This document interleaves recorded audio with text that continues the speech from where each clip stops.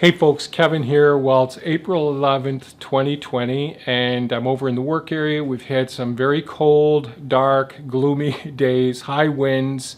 Currently it's about 36 degrees Fahrenheit, just above freezing. And with the high winds, the wind chill is very, very cold. Yesterday we had snow, but no accumulation.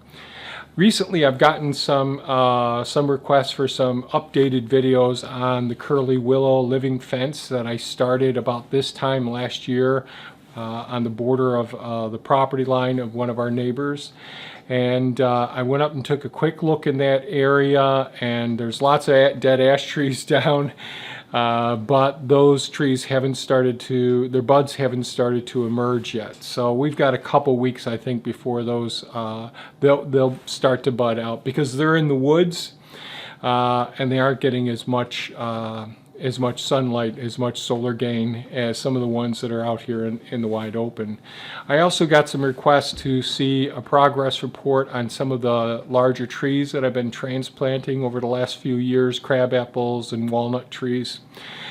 They haven't really budded out yet either, so as soon as the trees start to bud out, we'll give you an update on those trees.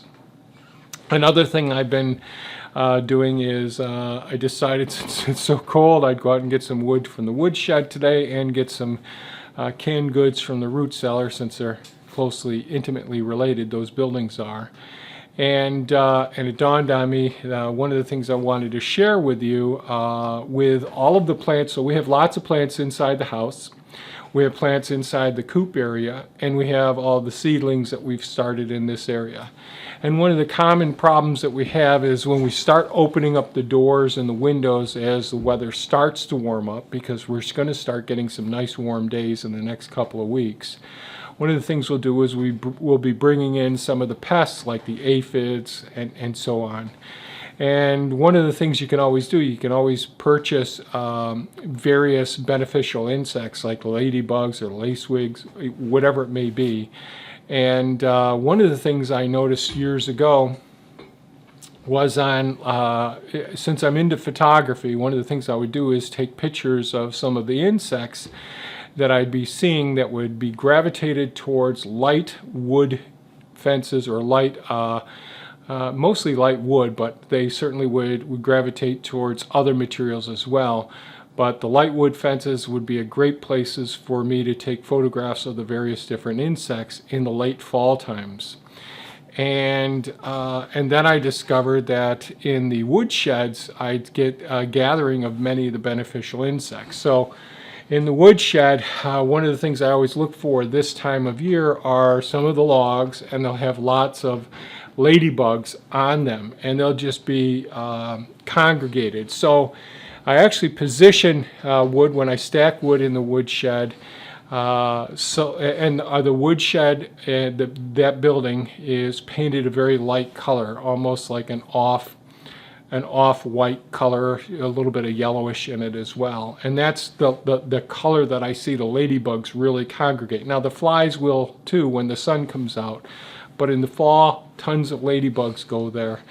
And that's an area where the ladybugs will get in between various wood surfaces as well, and that's why I started stacking wood in certain areas on the west wall of the area, because the sun would hit the west wall in the evening time, and that's where the ladybugs would congregate, right around all the various pieces of wood. And so there might be a 1/4 inch thick of ladybugs and big congregations of them. So I grab them, and of course they start to fall off when it's this cold and all, because they aren't mobile. They're in a torpid or dormant state. And I put them in Pepe and bring them down to the various parts. So I'll bring some into the house for the house plants. I'll bring some over in here into the work area for all the seedlings that are here as well, and over into the coop area where lots of plants are as well. So I'll take these pieces of wood that I cut up for burning wood and bring them into the areas and just let them set there. At first they all look like they're dead, but within about 15 minutes to 20 minutes, and it's around, I'm thinking it's around 50 degrees in here right now, they start to come alive and start moving around as well. Now, there isn't food for them yet, but once I start opening up the doors and the windows, certainly some of the pests will come in and start to suck on the really delicate seedlings as well.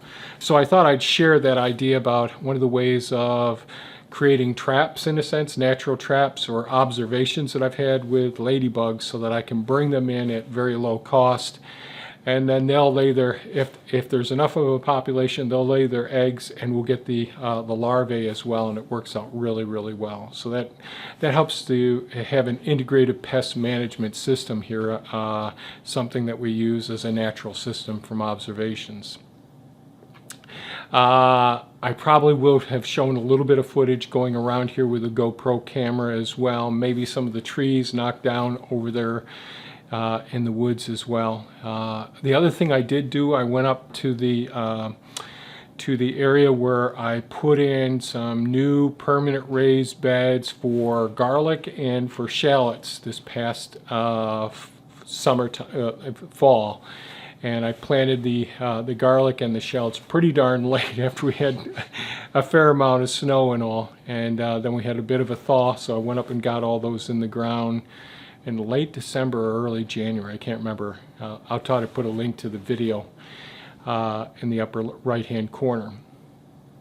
But I went up and checked on them. It looks like the garlic really took root very, very well, and there's, I see enough green of the shoots shooting up. The shallots don't look quite as aggressive so far. Usually they perk up by this point, but we'll give them another week or so to see if they start showing up more as well. And I did look at the hedgerow of the gooseberries as well. I'm not sure if that'll show up, so I'll put that in the video if it shows up as well. So it's just, I'm going to try and stay warm today and get some inside stuff done as well. I've got projects I've got to get working on. And I thought I'd just give you a little bit of an all-around update on things going on around here. We've got lots of projects to do outside, and hopefully I'll get to those and share those with you as well. So if you found this video of value, please give us a thumbs up. If you have any comments or questions, please leave them below. As always, feel free to share it with your friends, and thank you so much for watching, and stay safe, stay warm, and think about growing some more food, folks. Have a great day. Bye-bye now.